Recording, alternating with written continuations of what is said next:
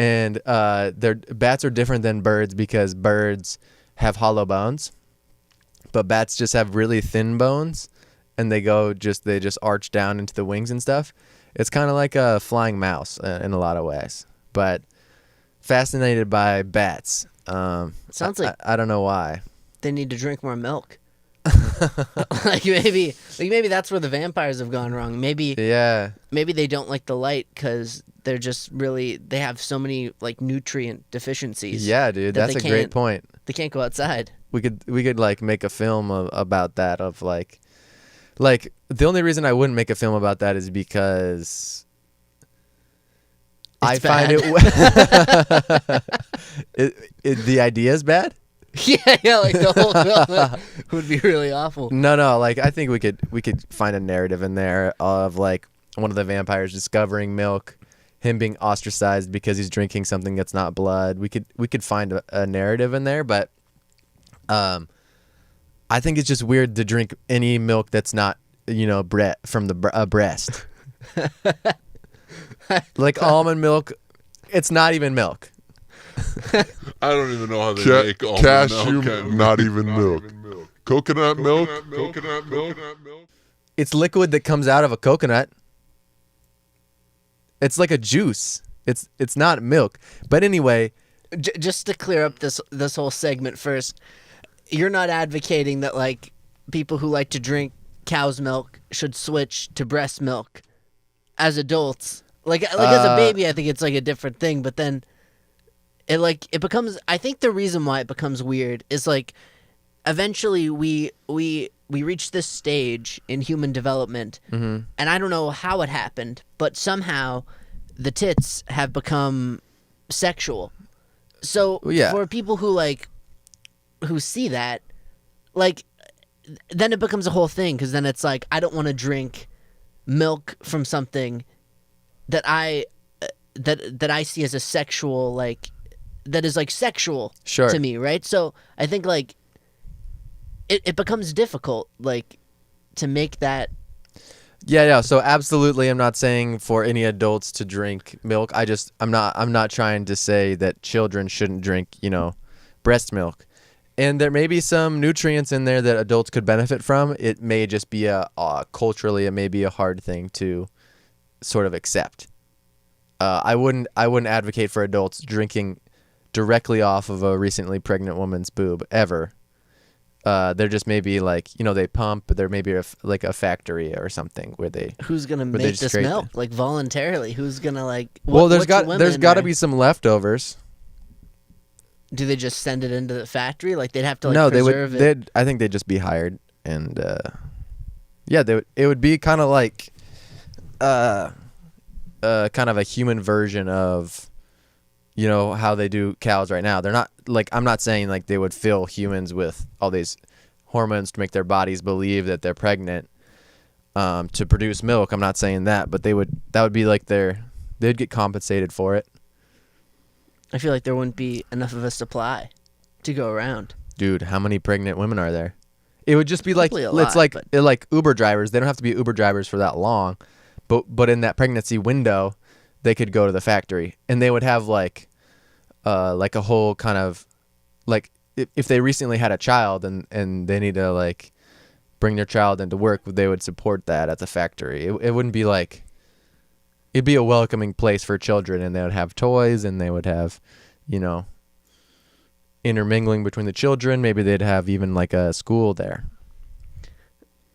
What if there was a milk shortage then? Like, what if people didn't want to go to this factory, and they only got like half volunteers, let's say? Then you're looking at a milk shortage, and people are going to be like, how the hell are we supposed to get all this milk that we need to accommodate the people who want milk? And then you have to be like, hey ladies, does anyone want to come to the factory? And then you maybe got to pay them more. I don't know, maybe there's strikes. Maybe some are like, I don't want to work at the milk factory. Especially because health is it's a booming industry right now. I think that if it was marketed correctly as a high performance, hyper nutrient dense product, that that the demand would be there, and therefore the compensation for donating your breast milk would be, it'd be really valuable for these women to participate. And not to lose sight of my original point of it being strange that we're doing this, drinking this thing that's meant for baby cows. We now ingest that. So It tastes good though. I don't give a shit what it tastes like. And nobody has ever like sexualized the Dude, people what do you call that? The udder. No one's ever like sexualized the udder. Oh, dude, versus the personally, I breasts. don't have a problem with it coming from a breast or not. Like a pregnant woman isn't like they're not supposed to be like a sexual object, because not that women are objects at all, but like it's not supposed to be a sexual thing because they're not in a space of being able to reproduce. Like if that's the foundation of why we find things sexual. But a tit itself is sexual. You don't have to see it. You don't have to see it. I know It's it, just but strange you know, though, dude. in your So mind, you're like, listen. you're thinking. This substance that's mass produced in a potentially unethical way is meant for growing baby cows into something they're hundreds of pounds large. Okay, 500-600 pound animals, and it's specifically catered towards growing this baby calf into a full grown cow. So I don't know how the hormones work, and I don't understand it very well. But if you take that, now you're ingesting it in your body, and biologically it was honed in and it was created specifically for growing this baby cow into a large cow. It may and those hormones may have a specific effect on how your body functions. I definitely don't agree with the hormones or like the unethical raising of cows. I don't like any of that. But Yeah. Cow's milk is good, and you make ice cream with it. You put it in your coffee. That's a big one for me. I like, I put a little bit of milk. Yeah, dude, and they have all coffee these or a milk creamer substitutes or out there. They do, but there's something about just like milk, like an ice cream. It's just something about the properties of that specific milk. Sure. Then your brain starts going. Just like anything. And we'll be right back. And we're back. Yeah, so dude, like just because it tastes good doesn't mean it's good for you. And I just can't get over the fact that it's growing baby cows, and there's two things about the hormones.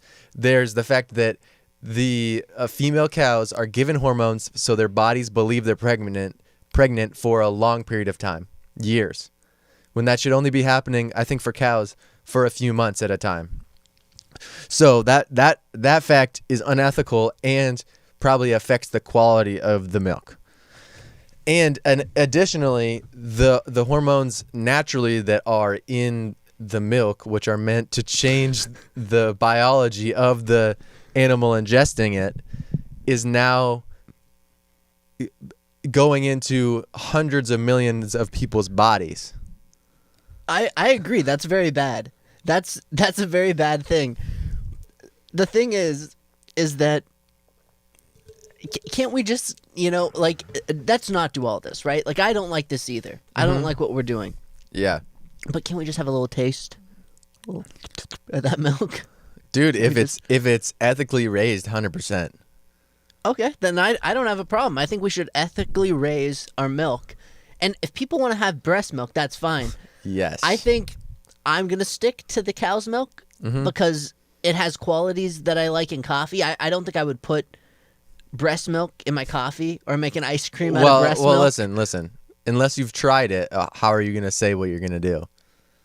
Have you tried breast milk after the age of 3? No. I guess I wouldn't know. You wouldn't know. But would you be comfortable like sipping that breast milk? Like it would be, you got to admit, it would be a little bit weird the first time because you'd have this mental block where you'd be like, because when you think of milk, you think of the udder, right? You don't really I don't drink milk. And number one, I was just, here's this liquid that comes in this rectangular box or in this jug. This people drink this. There's commercials about this. Chris Paul has a milk mustache, and he's on the milk commercials, and I'm not thinking about where it comes from. Just like when you go and you purchase a steak, you're not thinking, oh, this part of the cow, and this is what I'm gonna eat. It's just like, oh, do you want fajitas tonight?